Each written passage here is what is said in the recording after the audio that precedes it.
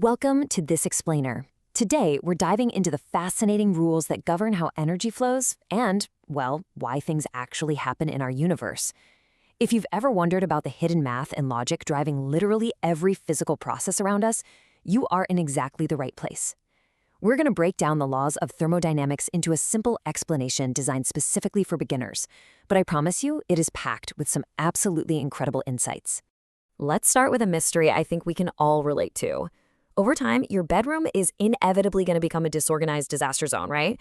But unless you put in the physical work, it will absolutely never suddenly become neat on its own. Now, this might just seem like a frustrating fact of life, but it's actually a direct, everyday demonstration of universal physical laws at work. So here's our roadmap for today. First, we'll set the thermal baseline. Second, we'll look at conserving the universe's energy. Third, entropy and rising disorder. Fourth, the rules of spontaneity. And finally, the absolute zero limit. All right, let's jump right into Section 1, setting the thermal baseline, better known as the zeroth law. Now, you might be thinking, the zeroth law, that's kind of a weird place to start. Well, scientists actually realized this foundational concept was so crucial that it logically had to precede the first law. But before we get to the law itself, we need to quickly understand thermal equilibrium. Simply put, this is just when two things are the exact same temperature. Because they're the same temperature, there's absolutely no heat flowing between them. No energy flow means they are perfectly balanced. So the zeroth law gives us this beautifully clean logic. If two systems, let's just call them System 1 and System 2, are in thermal equilibrium with a third system, System 3, then they absolutely must be in equilibrium with each other. I mean, think about it. If the temperature of 1 equals 3 and 2 equals 3, then 1 obviously has to equal 2. It sounds incredibly basic, almost like common sense, but this transitive property is literally the entire foundation for how we define and measure temperature in the first place. Moving right along to Section 2, conserving the universe's energy, or the first law. This law gives us a super reliable way to quantify energy flow, and at its core, it's all about the strict conservation of energy.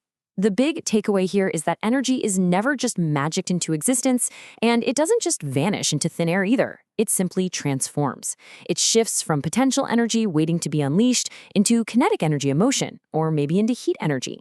Now, sure, physicists might tell you this gets a bit wonky down at the quantum level, but for general science and chemistry, this rule is absolute. To put some math behind this, scientists look at the change in a closed system's internal energy. Imagine a completely sealed box. We want to know exactly how the total energy inside that box changes during any natural process.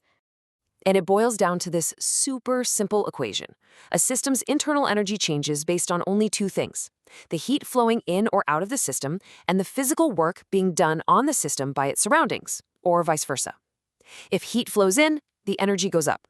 If the system does work on the outside world, it uses up some of that energy, so it goes down. It is basically the universe's perfect accounting book. Which brings us to Section 3, entropy and rising disorder. The infamous second law. Okay, so there's a catch. We know there are processes that completely obey that first law of conservation we just talked about, yet they never actually happen in nature. For instance, energy never spontaneously flows from a cold object to a hot object. Why not? Well, say hello to entropy.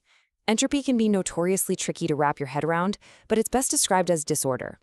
It measures how dispersed the energy of a system is. This is exactly why heat spontaneously flows from your hot coffee cup into the cold table beneath it. The heat energy naturally seeks to spread out and become more disordered, rather than staying concentrated in your mug. To really grasp this, think of it like writing computer code. Imagine you're programming a simulation of an ionic solid. You'd need a massive amount of information to encode that rigid geometry, the precise distances between molecules, their exact configurations. It's incredibly ordered. But what if you're coding a liquid? The molecules are just randomly sloshing around. You basically just need to define the volume and the shape of the container. That requires way less information. And that brilliantly illustrates why increasing entropy, moving toward a more liquid, random state, is thermodynamically favorable. The universe just prefers less rigid coding. So, the grand takeaway of the second law is this absolute rule. The total change in entropy, meaning the system plus its surroundings, must always be greater than zero for any real process. The overall disorder of the universe is constantly, relentlessly increasing. If the entropy of your specific system goes down, it just means the entropy of the surroundings had to increase by an even greater amount to pay for it. Let's look at Section 4, the rules of spontaneity. But wait, this brings up a massive question. If the universe always tends toward chaos, how do highly structured, beautiful things ever happen on their own? How does order spontaneously form? To solve this, scientists use something called Gibbs free energy. It calculates if a process is thermodynamically favorable by looking at the change in enthalpy, which is the energy, the change in entropy, and the temperature. If the resulting Gibbs free energy is negative, boom, the process is spontaneous and just happens on its own. It's basically a grand tug of war between energy and disorder. As you can see in this matrix, if a process releases energy, meaning it's favorable, and it increases disorder, also favorable, it will always happen spontaneously. If both are unfavorable, never happens. But what if they disagree? Say you have favorable energy but unfavorable disorder. Well, in that case, temperature acts as the tiebreaker. Processes that create order can still happen spontaneously, but usually at lower temperatures, where the universe's penalty for creating that order is minimized. It's absolutely crucial we point this out, because you'll sometimes hear people incorrectly use the second law to claim that order can never happen spontaneously. That is simply not true. Systems can absolutely defy entropy and spontaneously create order on a local scale. It just requires the energy dynamics to be favorable enough to outweigh that localized drop in disorder. Let's look at a perfect everyday example, washing your hands. Dirt is nonpolar, so it won't mix with water. But soap molecules have a polar head and a long nonpolar tail. When you wash up, these molecules spontaneously organize themselves into highly structured little spheres called micelles. The tails face inward to trap the dirt, and the heads face outward toward the water. Now, forming this incredibly ordered sphere is technically a drop in entropy, but the favorable energy interactions between the polar heads and the water drastically lower the overall energy state. So the favorable energy wins, the micelle forms completely spontaneously, and your hands get clean. And finally, Section 5, the absolute zero limit, also known as the third law. We've talked energy, we've talked disorder, but what happens if we take temperature all the way down to its absolute minimum? Well, the third law states that if you have a perfectly crystalline solid at absolute zero, its entropy is exactly zero. At absolute zero, there is absolutely zero thermal motion. None. If the crystal is perfect, there is literally only one specific way for the molecules to be arranged. It is the absolute most ordered state a substance can possibly exist in.